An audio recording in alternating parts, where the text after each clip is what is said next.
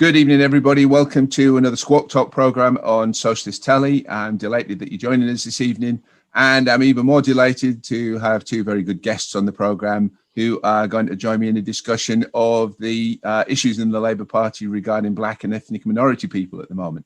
I have Andrea Gilbert from Labour Black Socialists and Mish Rahman, who is one of our member representatives on the National Executive Committee. Welcome, folks. Hiya, Steve. It's good to see you, mate. Glad to have you join us. Hi, Steve. Thanks for inviting us. Yeah, my pleasure. You're very welcome. So let's get into a couple of things, and we'll keep the program as straight to the point as we can. Essentially, Mish, you made some comments last week about the BAME Labour organisation, which I've written on in the past on Squawk Box, but people may not be aware of exactly what that organisation is and how unrepresentative it is of black and minority people within the party. Can you give us a little bit more information on that and maybe recap the stuff that you were talking about last week?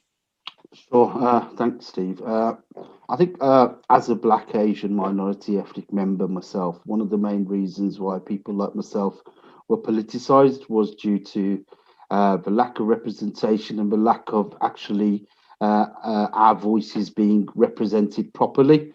So I think if we go back and the context regarding the new black Asian minority ethnic structures within the Labour Party, going back to the 80s when the black sections were set up and you saw the first black MPs elected to the Labour Party, the likes of Diane Abbott, Bernie Grant, Paul Boateng and Keith Vaz.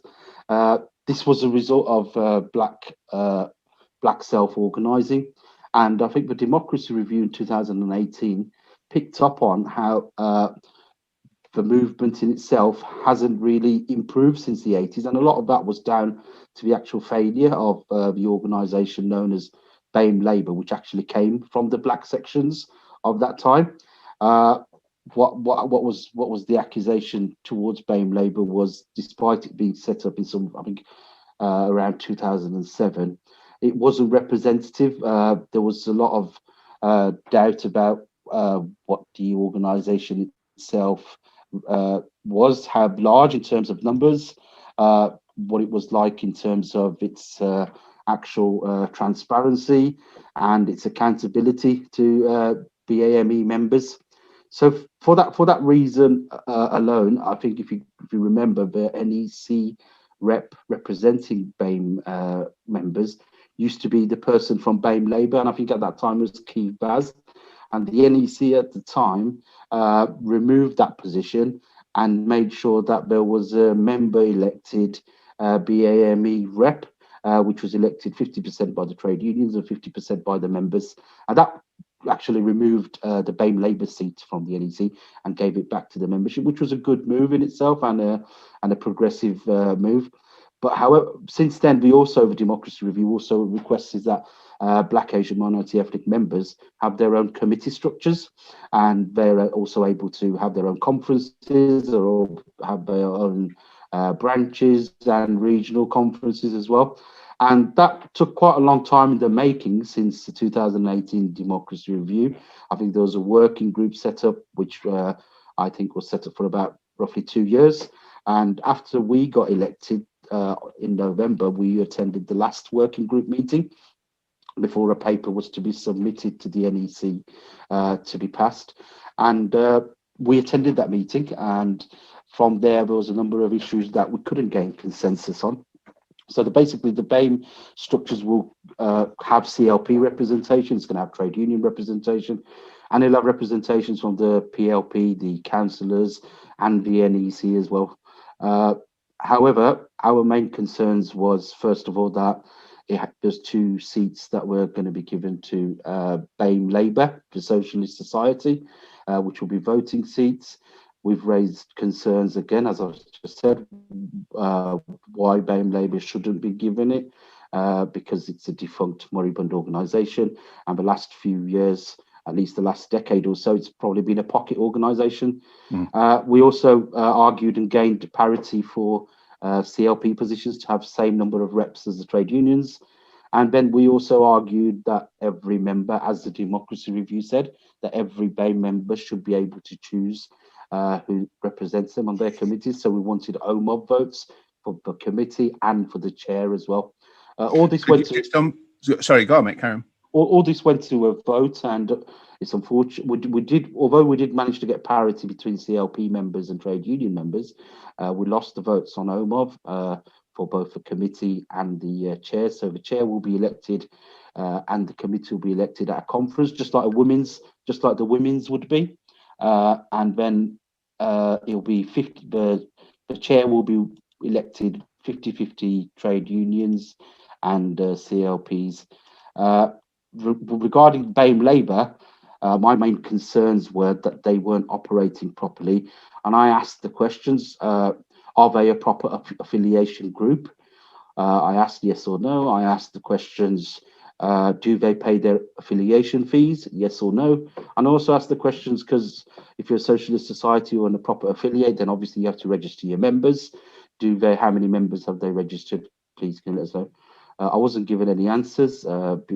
I'm assuming it's because I was told it wasn't the appropriate forum, but these still questions that I would like answered. And the reason I asked them was because our members told me to ask them. So I'm sure if our members still want the answers to these questions, they still need to ask these questions to get the answers, because I haven't got the answers to them. And because these questions were legitimate, it was my concern that we shouldn't give voting seats to an organisation that cannot provide the answers to these questions and who they're representing. Before we move on and get Andrea's kind of input on that, I just wonder, can you just briefly unpack what you mean by pocket organisation, because that might not be a term that many people are familiar with. So pocket organisation is something that's run for not the members' benefit, but the benefit of people who run it. Like I said, it's a dormant, moribund organisation. So if you go on its website, you don't know who's on the management committee. I don't know who's on the management committee. You don't know what you don't. I mean, there was a time when I wanted to become a BAME Labour member. I sent £5, as you would, for donation fee. I never heard anything back, and I wasn't the only one. Many other members haven't heard back. The last time they had an election, I think there was only 700 people who took part. There's potentially 70,000 members in the Labour Party right now who would identify as BAME. I mean, this is an approximation, but there is, and so only 700 people to do that. That doesn't show transparency. And then not just that, I went on Twitter once and I asked BAME Labour, who are you, and can you tell us who you are? And I got blocked for asking that question. I got blocked by Twitter, so I'm still blocked on Twitter by BAME Labour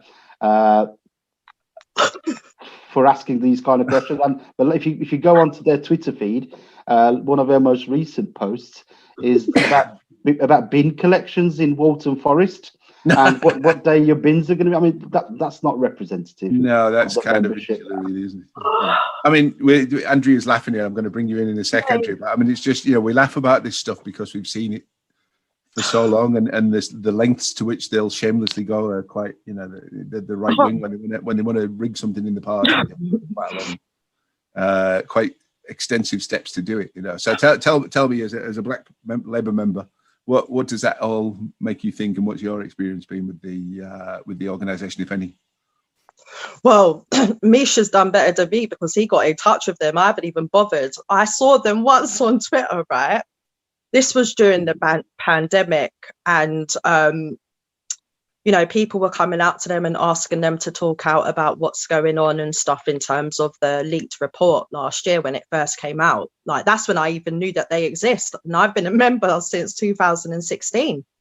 So that was news to me. But I literally sat and watched them for a few hours, like blocking members or blocking anybody that had anything critical to say about them, which was quite concerning for me as well. And what was even more concerning was that they were asking for £5, and this was literally all they were doing. So, there was no consensus on how to join the group. So Misha's saying that he got onto a website. Mate, when I got onto that website, it said that there was no website and it didn't exist. So he got, like I said, he's got better results than me because it's been shambolic with them as well. they've seen more intent on blocking socialist members. Like, they clearly don't like socialists. So I just don't understand how a Twitter page, because that's what they are, a Twitter page, is able to make decisions in a BAME organisation. Like, it just doesn't make sense to me. Like, what qualifies them, or what have they done in terms of organising for ethnic minorities that gives them the right to make decisions and to also bring motions forward into this conference? It's just absolutely shocking that they're able to do this. Nobody knows what they actually even stand for, what they're doing. They don't reach out to any members. They pick and choose who they want following them. I'm not blocked, but that's because I haven't actually bothered to communicate with them, as I've just literally been watching the embarrassing things they've been doing, to be honest, in shock. So in terms of them being able to make decisions and that, I just think it's the wrong way to go about things. The way that they should have done this in terms of the NEC is to involve the BAME officers that actually are working with members and got ideas from them. That there was just nothing in terms of working with them at all. It feels like it's a top-down approach rather than a bottom-up approach, which is, again, wrong. And, during a time where, ethnic minorities are disproportionately affected by this pandemic in terms of the deaths, in terms of furlough, in terms of, getting employment, education, everything pretty much. Like, you would have thought that this organisation would have come out fighting. They have done absolutely nothing. And at the end of the day, like I said, it's disgraceful that they're able to have so much power and are able to have so many decisions. It's not right. And I'm trying to find out a way of actually being able to boycott this, because they've done nothing. And I certainly won't be paying £5 towards them anyway. Yes. I mean, there's a few things in there that might surprise people who are not informed about the situation, because I've looked into this, and actually tried to be in touch with them for comment a few times in the past. But I mean, the first one is, you would assume, I guess, as a black member joining the Labour Party, that by being black and joining the Labour Party, you're a member of BAME Labour. And that's not the case. You have to join separately, but they make it almost impossible to join. As at least as of a year or two ago, and it might have changed now, Mish, you'll tell me if it has, but Labour wasn't actually measuring and keeping account of the number of black and ethnic people in the party, wasn't keeping account of disabled people in the party. It wasn't registering that at all. I think there have been some moves recently to start kind of putting that started under Jeremy, to actually put that right and have some idea, so that people, how can you say that black people in the party have a proper representation at the top levels if you don't know how many black people in the party, for example? So I think this happened in the last February or just before that, when the actual NEC first black BAME NEC rep election happened.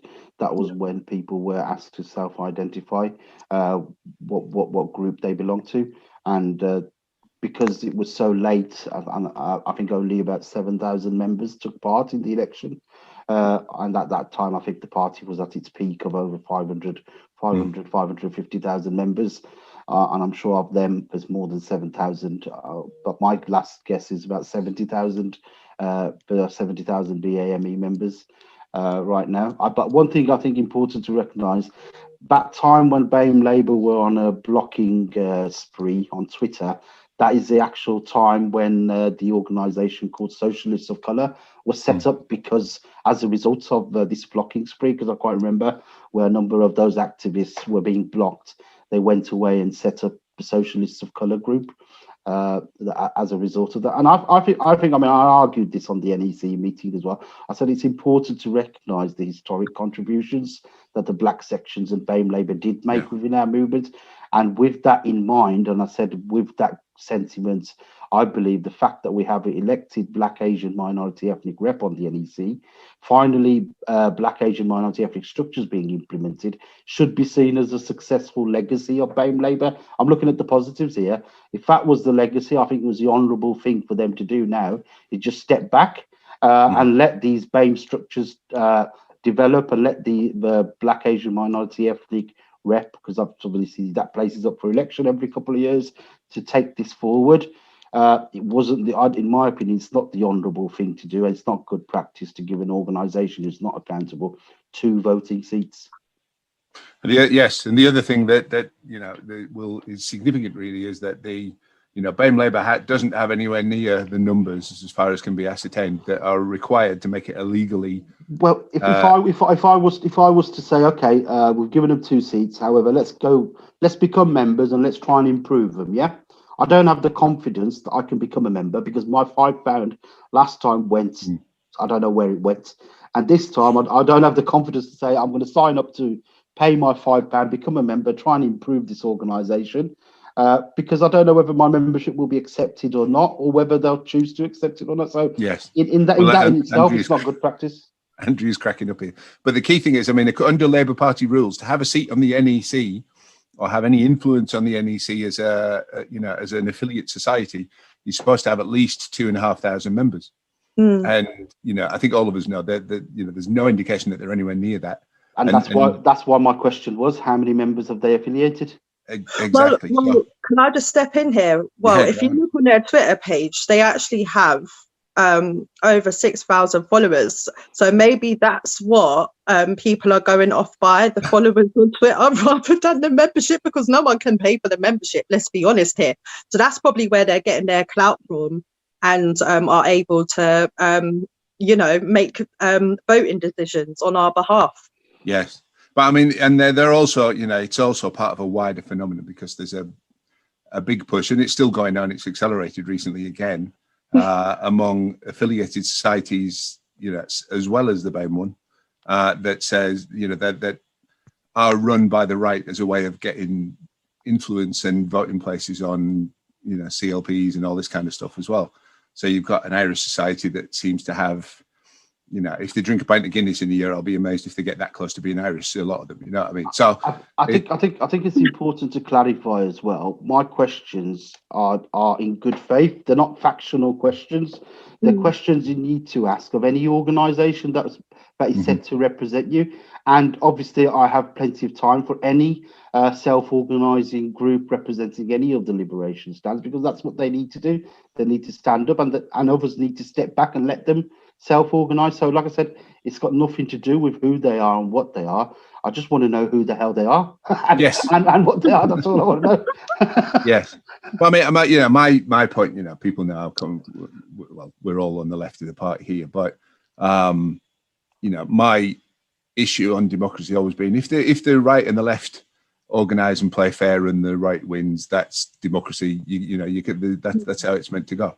But when you get a very unlevel playing field, which is what's usually going on, and the reason, when Jeremy was the leader, for example, the right was desperate to get as many people onto the NEC as it could. So they were desperate to cling on to the absolutely moribund kind of, copper plate or whatever, brass plate kind of existence of BAME Labour for them to control, because it gave them an extra seat on the NEC and a chance of swinging the votes and so on. And that, or at least it gave every impression that was the case, and they never answered any questions to say otherwise. And I think that's been a big issue. The other kind of issue, I think, that there is an elected BAME representative on the National Executive Committee now. But the NEC has been recently doing a few things which have been problematic, and I'm not going to ask you to name any names on this, Mish, because I don't want you getting into trouble. But there has been a situation recently, for example, where there was quite a scandal with the selection committee or selection panel to choose council candidates in Sandwell, because Sandwell is a very tumultuous kind of area in the West Midlands, not a million miles away from you, Mish. And yet we saw, in terms of NEC representation, 2 white councillors who came from well over 100 miles away from the West Midlands on that panel to represent the NEC, where an Asian woman councillor wasn't allowed on because she was supposedly not experienced enough. And, I think you wanted to get on their mission. You were told you were too local. And, so you might have an idea what's actually going on in Sandwell, therefore you're not allowed to be, you're not allowed to be on the committee. And there has been a recent record of issues with the NEC making decisions which frankly didn't seem to reflect the interests of of the substantial number of black members, but also black people living in certain areas who were, going to be affected by that. And to my mind, the worst one, and we'll move on to the Forde report in a minute, but when the vote came as to whether racism was going to be included in the scope of the Forde report, looking at the leaked Labour report, which made a number of racist comments that the people involved whose WhatsApp messages were quoted have claimed were misconstrued or misrepresented to make them look bad. The BAME representative on the National Executive Committee voted against including racism in the scope of the investigation. Andrea, we've got you first on that. As a black person in the party, what does that make you feel when you see decisions like that being taking place and racism excluded from the scope of an investigation into a report that contained racist comments? Mate, I was embarrassed for her. I was actually embarrassed for her. What was she thinking? Not voting against racism being put into that. At the end of the day, people were coming out saying that WhatsApp messages can be put out in out of context and stuff like that. Mate, these conversations, the way that they were leaked, mate, it was racks and racks and racks and racks of conversation. I just feel that she let us down as members as well, because at that point, when it did come out, members were absolutely horrified with the racism that MPs were experiencing, and other members as well. There was Islamophobia in there as well going on. Do you know what I mean? There was so much happening, and for you as a representative, basically, voting against clear, blatant racism as well. Like you couldn't get away from it. Do you know what I mean? Like it's shocking and it's out there. And for you to vote against it, I just feel embarrassed for her. It's obvious that she wants to do a top-down approach as well. And, I just feel that she's not in this to fight for all Black and Asian members. She's in this to fight for the selected few. In terms of both of you as BAME members of the party, do you feel that the party is representing your interests or cares about what issues you face at the moment? No, not currently. I feel like the focus now is to appeal to the red wall voters. I feel that it isn't popular to be fighting for Black and Asian people currently, because that's what the party feels that the red wall actually represents. They don't look at the fact that red wall voters were disillusioned, but well before the election, well before Brexit, and they haven't taken that into account. They seem to feel like all of them are out there patriotic flag waving bearers rather than disillusioned members of the public that actually want change and are not getting that under the Tories currently, and we're not seeing that through the opposition either, who are abstaining every minute. So I don't feel like we're being represented at the moment. And do I feel like that's going to happen under Keir Starmer? No, I don't feel like that's going to happen. Mish, what do you hear from ethnic minority members around the party in terms of how they feel about it? Yeah, so on your question about this, and I think it brings it back to what you were mentioning before, I think it's important that BAME representation or gender balance, it shouldn't be seen as a box ticking exercise. I shouldn't, or anybody shouldn't be hearing where you're going to have a panel from a CLP or a panel from the NEC or a panel from a regional committee where you just tick boxes and say, oh, we've got one BAME member, or we've got two women and we've got two blokes. We shouldn't be doing that. It shouldn't be seen as a box ticking exercise. Why can't there be 3 BAME members on the panel, of which all three can be women? Why does it have to be, we've got one BAME member, we don't need another? That is the impression that we've been given, that it's a box ticking exercise. And I think this is something the party has to walk away from. I think also the party has to walk away from the idea that it's just giving confidence, that trying to give confidence to people that they are looking at it. Whereas instead they need to really give confidence that BAME members can have the ability to recognise and act on all the discrimination and all the inequality. Because until it does that, the party although it claims to be a party of anti-racism and equality, it can be done in name only, because there's a huge underrepresentation of BAME people in CLPs. I do CLP meetings as an NEC rep, and a lot of the CLPs on Zoom, especially now, you can see there's not much diversity in terms of representation, and we have to make sure that we have to empower these people, especially those who are underrepresented. And by empowering them, you've got to give them the power to actually self-organize themselves. One of the other ways that we can do this as well is where we are short of certain sections of the community, we do some outreach work. We go into the community and find these people. Why aren't disabled people joining Labour? Why aren't LGBTQ people joining Labour? Why aren't black men and black women joining Labour? Why are they being put off? We go into those communities and invite them, our CLPs, our branches, and say, come and join the party. Tell us what's wrong with us, and together let's fix it. Instead, we've got the opposite approach, where members are calling out to be empowered, and all we're getting is diktats from the party saying, yes, you can organise in that way, or you can't organise in that way. And I think that is the main important thing that we have to recognise, and the main important way that we have to empower members. But because the only way you're going to empower members is to allow members to go away and organise themselves. Very good. Andrea, anything else you want to say on that before we move on?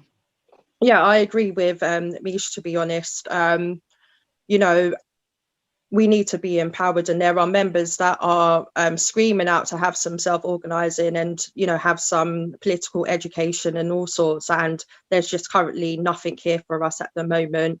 And, you know, so I've seen so many BAME members leave, man. Like, I've seen a lot of left members leave, but I've also seen a lot of BAME members leave as well, and it's quite demoralising and demotivating. But obviously we're going to keep on going, but at the same time, you know, more needs to be done to empower us, because currently we've got nothing, and we've got nobody up in the leadership and that are representing us currently, and it's sad, really. I think the other thing to add is important is that there is a lot of celebration that we finally got Black, Asian, minority ethnic structures, which is good. It's progress. However, I think it must be recognised that we haven't given the power back to members yet. I mean, one of the main reasons we argued that every BAME member should be able to elect their own committee is because there's so many barriers to these people to actually go to a conference, actually physically, either online or whatever, or even physically, to go to a conference as a delegate and then elect their representatives. It's not inclusive, especially to a community who is not involved in this kind of in this kind of form of democracy. And then what we also don't have is we as in BAME members, or even when it comes up to having disability members setting up their own structures, we're speaking for them. So I, as somebody who's not disabled, should not be in a position to advise disabled members what's good or bad for them. And I think a lot of Black, Asian, minority ethnic members also feel that other people who aren't Black, Asian, and minority ethnic shouldn't be telling us what our parameters are. We shouldn't have our own parameters. I've heard from members and good comrades who've said this BAME CLP rep position is a box ticking exercise. And the reason they feel it's a box ticking exercise is because it doesn't really do anything other than just tick a box. Why the arguments I've received is, why don't we rename that or add another position called an anti-racism officer into CLPs, and then at least the anti-racism officer could pull up the CLP and say, what you've just said there is racist or wrong, or you shouldn't. Be sort of unconscious bias that remains within us as a community, or as a whole community. And unconscious bias is not just a white exclusive only issue.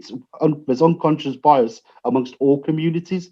So I think it is important that we recognise that and move away from the fact that we've just ticked boxes. Until these things are made successful, we should not rest on our laurels.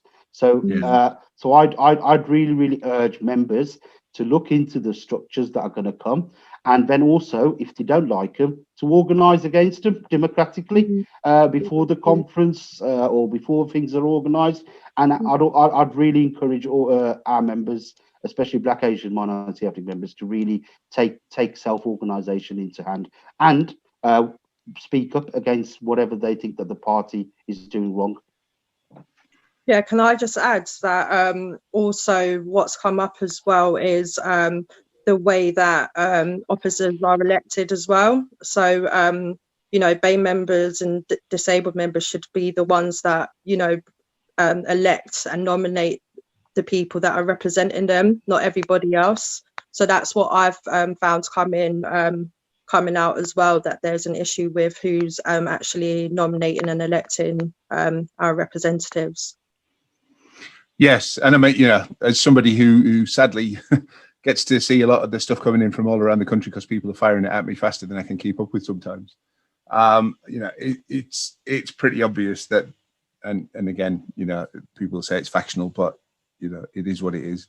The right of the party, if they see a structure getting created that they think is going to, they can exploit to make them look good, but is also a threat to them, the first thing that they'll do is try and rig the rules in order to make sure that they get to keep control of that. And I think we've seen that at this level with the new BAME committee, in that the right of the party looking, thinking, oh no, we black people might actually say something, decide something we're not keen on here, or pressure us to do something. How can we make sure we control the votes on that committee? And therefore then let's give 2 to this organisation that we already control with hardly any members and we don't answer any questions on, but we'll make sure we give them this disproportionate level of representation in the in anything it says. And to me there's even whoever's doing that, to try to exploit Black people's and minority ethnic people's identity in order to maintain control of the party machine, that's a racist issue. It annoys me. So how it must annoy somebody who's actually personally and directly affected by that is beggars belief, really. Let's move on to the Forde report. We touched on it very briefly earlier, but the Forde report has been delayed again. For those who are not familiar with it was supposed to originally come out last summer, June or July, I think it was. It was delayed from the summer to the back end of the year. Then it got delayed again to even further into the back of the year. Then it got delayed again until sometime this year. Now it's been delayed indefinitely on the grounds that the Information Commissioner's Office has to finish its investigation into leaking of information before the Forde report can say anything on it, which is, it is to my mind nonsense, because the Forde report's brief has got nothing to do with the technicalities of information leaking, as far as I can tell. We've seen that the right of the party tried to keep racism out of the scope of the Forde inquiry, and I've seen nothing that indicates that Mr. Forde QC isn't trying to run a genuine investigation in that and come up with some good conclusions. I suspect that the party's a bit scared of what his conclusions are going to be, and therefore they're eagerly grabbing any opportunity to keep it out of the public eye until it's so far in the past that people think it's not that relevant anymore. Andrea, what do you make of the continued delay on this and the way that the party has handled that and what it means about members? Right, like you, I've heard that that this report is actually going to be on point. So I'm now thinking that the delays are happening because they don't want whatever's in that report. They don't want that coming out at all, and not anytime soon anyway. Obviously, with ethnic minorities disproportionately affected in a lot of things, I think that whatever's in this is going to be a lot worse than what we thought it was. In terms of how the party have dealt with it, well, it's not been great, has it? Members are still calling for the report. It's all over Twitter every minute as well. People are still calling out for it, and atting Starmer and the membership team as well. So at the end of the day, it's a bad look. It makes it look like they're not that bothered about it. And it also makes it look like they're hiding something as well. So either way, it doesn't look good. And for the Black members that I know, it's uncomfortable as well, because it makes it look like they're literally, just not bothered about the racism that Black members have been facing within the party. And obviously I made a contribution to this report as well, so I know what's been going on within CLPs. Do you know what I mean? Like the different cases that I got, some were even on Twitter as well, the evidence that I received as well, so it's out there in a public domain. So you know, at the end of the day, the longer they leave it, the worse it's going to be. It's not going to go away, it's not going to hide away. Do you know what I mean? It's going to have a worse effect, I think. And yeah, the longer that we leave it, the more members we're going to see leaving, the more members we're going to see disillusioned, demoralized, demotivated to come out and organize, and also the lack of trust as well in the membership, and you know, ensuring that the Labour Party is a safe space for black members and Asian members and other ethnic minorities. So yeah, it just doesn't look good, and it doesn't look like the Labour Party is supportive of their black and ethnic minority members. We've seen a couple of instances very recently with the party readmitting people to the party who were implicated and, you know, in alleged behaviour in the leaked WhatsApp messages and so on. They've claimed that that's been misconstrued and misrepresented. But, you know, there were comments in there about Diane Abbott and much merriment about her crying in the toilet somewhere, you know, apparently, and talk about leaking that to the media and giving them access to embarrass her. We've seen, you know, people called pube head. We saw talk, you know, about somebody who wasn't a black member, but, you know, I hope he dies in a fire, and you know, comments to the effect of I wouldn't pee on him to put him out if he was, etc. You know, and yet we've seen that the actual official party investigation, you know, the party commissioned investigation on that, or you know, report on that is not. It doesn't have a brief to investigate, you know, kind of people's fitness to be in the party, you know. So, you know, what that means essentially is we've had a situation where the party spent apparently about £160,000 on forensic computer investigators to try to track down the people who leaked the report, and you know, and that appears to be the only money that the party spent on an actual investigation into the conduct of people to do with, you know, either in the report or around the report. So, you know, what does that say about the party's priorities in terms of tracking down racism and dealing with actual cases of, you know, racism allegedly within the party and by party staff?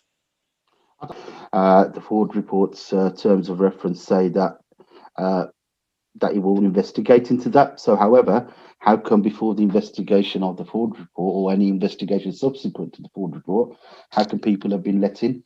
And we were told that it's not the Forde report's remit to actually do any investigations. It's just to provide recordings. So whatever's happened for these members to be let back in, they're outside of the Forde report, as in apparently it's got nothing to do with the Forde report. That's what we're told. That's quite shocking, given that you know, I mean, they spent a considerable amount of money with a forensic investigation trying to track down the people who leaked it. And yet, you know, from what you were saying there, there's no scope for the Forde report to actually investigate anything. So essentially no investigation's been done, and the people accused of doing the stuff, Forde's going to make some conclusions about it, but isn't investigating it, and they spent a fortune on investigating the people who leaked it, which just about says it all, really. The Forde report was one of the first questions we asked when we got elected back in November. I think the first time we met the General Secretary in our induction, we asked about the Forde report, and we, as you know, we were promised end of this month and next month and so on. So when we met in February, we were all quite stunned to hear that the Forde inquiry has been delayed indefinitely. I think its publication is going to now have to wait till the Information Commissioner's office has finished investigating the leak, and obviously to avoid potentially prejudicing the work. So I think it's unfortunate. We would like a date of when it comes out.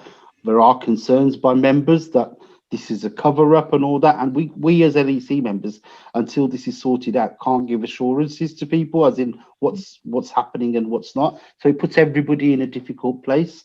What it does also make sure, and it raises concerns of someone like me, is about the actual independence of it all, as in how can a body have control over anything that's independent right now, such as the Forde report. But however, when we move into an independent complaints process, where right now, if a member was to contact NEC members and say, look, I've had a disciplinary case against me. I don't know where we are. Right now, we can chase it up. At least we can go to certain and say, look, such and such members wants to know where their case is right now.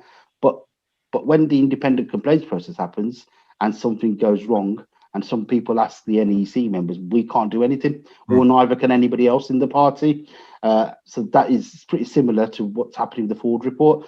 It's out in limbo somewhere. We don't know. Nobody can chase it up. So until it's comes out, neither can those that have been offended by the Forde report, especially the black MPs who have been denigrated according to the leaks, and neither can those who are defending the party can defend the party. So right now, but everybody is in a tough position. But it's also important for us to keep challenging both the Forde Inquiry and the party to get a move on matters, because the Information Commissioner's Office does have an investigation, but that investigation can't go on forever. It has to come to an end, and we have to see for Forde Inquiry sooner better than later. I think the party is concerned, and it should be, because obviously there was a number of black MPs who, after this came out, this news about the Forde Inquiry being delayed, they raised their concerns. And like I said, these people are right to be concerned, and I think the party does need to continue asking the Forde Inquiry when this comes out, because it benefits nobody. The longer it goes on, it benefits nobody. No, I agree. It benefits no one the longer it goes on. And, black members and obviously even the black MPs are going to continue asking for it. Do you know what I mean? So at the end of the day, like, we might as well just get this out of the way as soon as possible, so we can find out exactly what this investigation found out and what the outcome of this is going to be, because moving forward, this cannot happen again, and black members cannot be treated like this again. Does it benefit nobody? I mean, I'd query that to some degree, because I think if Forde is doing his job well, as appears to be the case, and is going to come out with some actual conclusions about the the WhatsApp chats that were leaked, etc. If those conclusions are not favourable to the current leadership, if those conclusions are not favourable to the right wing of the party, who spent a long time, bleating that the left was abusing them, and the left was the bullies, and then we've seen what bullying looks like when the right's got control back in the party again. But the whole concept of kicking something into the long grass is that by the time anybody happens to wander through the long grass and stumble across it, it doesn't matter anymore. People have moved on. It's not, the repercussions are not going to be felt as long, because something's for longer in the past. It's less relevant. I do understand what you're saying. So obviously, anybody the Forde report finds to have done wrong, it benefits them if it doesn't come out. I understand, but still, I do think it hurts everybody, because until the truth is out, any slur or any falsehood or anything that we know so far will be continued to be stated as facts, and that will, so without an investigation, that people will continue to believe that what is right or what is wrong, without looking into it. So, like I say, I think it does, other than obviously the perpetrators, whoever the Forde report finds. So it is. I do think it is in the interest of everybody that comes out. However, we all want it to be a proper, honest look into what's going on, and everybody wants the truth to come out, especially members, and especially black, Asian, minority ethnic members. The other big aspect to the report, which doesn't directly touch on the racist side of the the content and so on, is the fact that there is a lot in there about the party, the right-wing staff members of the party, according to the report, then undermining the party's electoral efforts, attempts to get into government, being absolutely devastated when the party did better than they expected in 2017. This is the opposite of what I've worked for the past 2 years, was one of the comments that was made in that. We've seen, the cash getting funneled off into separate funds that were supposed to be used for the general election campaign, etc., etc. If Mr. Forde comes back and says, you know what, the right wing of the, those staff members in the party represented a faction that was actually trying to lose the election, boom, that explodes the whole narrative recreation exercise that's been going on ever since the general election in 2019, where, the right has been saying, oh, it was all because of Jeremy. It wasn't because, we wouldn't have won in 2017. It wasn't because of the efforts of these staff members. They're all great people. Everybody was putting their best efforts in. Ignore what the report says. And there's this whole kind of rewriting of history going on. Certainly rewriting of the history that's suggested in the leaked report. And if Mr. Forde comes back and says, you know what, that's all, that actually is what happened, then all those attempts to move the narrative away and claim that, we lost elections because left politics aren't popular just collapse. And I think, again, there's a big, that the interests of black people in that get trampled under the interests of the controlling faction of the party's overwhelming interest in trying to pretend that a lot of stuff never happened. 2017, in terms of vote share, was the best the party has had for a long, long time. So that's a fact. That our policies put forward in 2017 and 2019 were extremely popular. That's a fact. I'll tell you what the facts are. Certain polls have showed that not someone 90% of the membership liked the policies in 2017 and 2019. 70% of the public liked the policies of 2017 and 2019. A lot of the policies of 2019 are now actually being bought in by the Tories, and then even the SNP are talking about stuff like 4-day weeks, broadband, and also the increase in corporation tax. These are out of the 2019 manifesto. So I really cannot accept that the manifesto was wrong. Where we did get into a pickle was over Brexit. We tied ourselves into knots over Brexit, and it's unfortunate that those that did tie us up into knots over Brexit can't admit that they did. Yes, well, they have a definite interest in not, in making the opposite argument. Never mind, just not admitted. So, sorry, Andrew, go on. Yeah, no, I agree with Mish. I wasn't really active in the party in 2017 at all. I wasn't active at all. But, when I did the election last year, there wasn't really much of an issue with the manifesto. What was coming up on the doors was Brexit. Like, everybody wanted to know what the Labour Party stance was on Brexit. But that's it, like, to be honest. So for them to make out it was because of Jeremy, it was just insulting, and it's, they're just trying to bash him, to be honest. At the end of the day, it had nothing to do with the manifesto. The manifesto was popular. The Tories are currently even stolen the manifesto to make improvements during this pandemic. So it's pretty much, a dead argument, to be honest, to make out that it was the manifesto.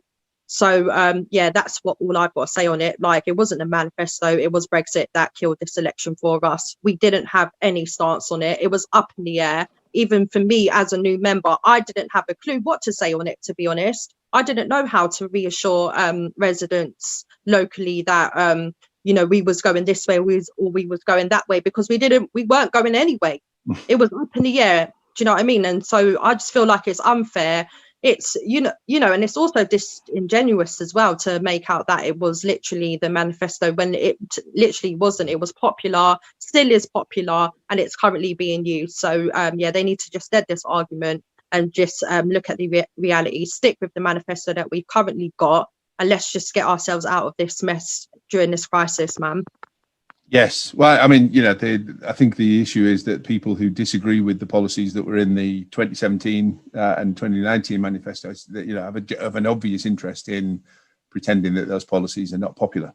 Well, frankly, I don't think they care, because I think we've seen in the last couple of weeks, we've seen, more than 2/3, I think it was, of Tory voters in 2019 wanted to see tax increases. Yeah. And then we saw Keir Starmer arguing against tax increases. Because there's some imaginary kind of constituency in that remaining third of people that he was trying to appeal to. I don't know. But I don't think they give a toss, frankly, about whether popular policies would actually get them elected. you know, they have their own particular kind of viewpoint as to what they want, and they're going to stick to that regardless. You know, sorry, Mish, you were going to come in there. Yeah. So the only difference between 2017 and 2019 was the Brexit position. There was no other difference. Jeremy Corbyn was the leader in 2017. He got the highest vote share for a long time. In 2019, he was still the leader as well. But the Brexit position changed between the 2017 election and 2019. I'm not going to say that Jeremy Corbyn was extremely popular in some areas, especially the Red Wall. There were some places where he didn't go down well, but that was no different to 2017. The main important problem we had was we got tied up in knots over Brexit, and it's really astonishing to hear those same people actually blame the manifesto of 2019 for our defeat, and not the part that they played in the Brexit switch. Yes. Well, in Putney, obviously, you know, we were the only game. So Jeremy was very popular in Roehampton, and that's where we got our majority vote from as well. Like he wasn't popular in one particular area, but at the same time, like come on, man, he weren't going to be popular everywhere, was he? Do you know what I mean? So at the end of the day, like, you know, like I said, that's just a dead argument. But in Putney's reality, he got Roehampton out, and that's what we needed, because these were very disillusioned residents at the time. So at the end of the day, he got people out, man. That's all I've got to say. Yes, I think the other thing that changed in 2019 is that the media completely abandoned even the, you know, a token attempt to show any kind of balance or impartiality, including the BBC, to a degree that I don't think I've, you know, I'm in my 50s now, and I don't think I've ever seen anything like that. You know, I think I don't know if you remember, but on Question Time, John Prescott. I mean, John Prescott was part of the Blair government, and John Prescott went on to say on Question Time how this has been, how the media had really gone on attack to Jeremy Corbyn, and he himself made public how he'd never seen something like this before. So I mean, like I said, John Prescott is part of the Blair government. I know, and it's refreshing to hear that somebody like him even recognised that. Yes. So we're just about at the end of the show. Mish, I'm going to ask you to give us just a last word then on what's the schedule now with regard to this new organisation, BAME organisation in Labour, in terms of actually getting something up and running, making decisions on exactly how it's going to operate. So obviously it's got to go into the rule book, so it's got to go to conference. I don't know whether I mean, I'm going to have to find this out, and obviously I'll let members know. I don't know whether there can be amendments or anything made by members, or it's just a formality. The paper goes in and it's voted on at conference, but I know it's going to go into conference. So the earliest these structures are going to come out, I'm guessing, is 2022. But I do encourage members, if they have concerns or if they're not happy with it, to raise them, and we'll find out ways together how to make changes that members want as well. Very good. And just finally, so people can find you if they've been interested in this discussion and they want to follow more of what you say, where do people find you on your social media? Yeah. So I'm on Twitter. I'm on Facebook. My email is mishfornec@yahoo.com. Please drop me a line if there's anything I can help you with. Very good. And Andrea, yours? Pardon? Your social media?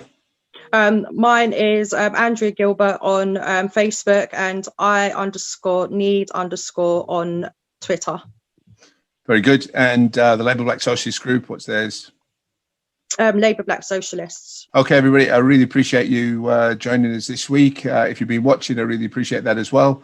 And do keep watching Socialist Telly, and make sure to tune in next week for the next Squawk Talk. Have a good day, evening, Take care. And see you later. Cheers. Thank you.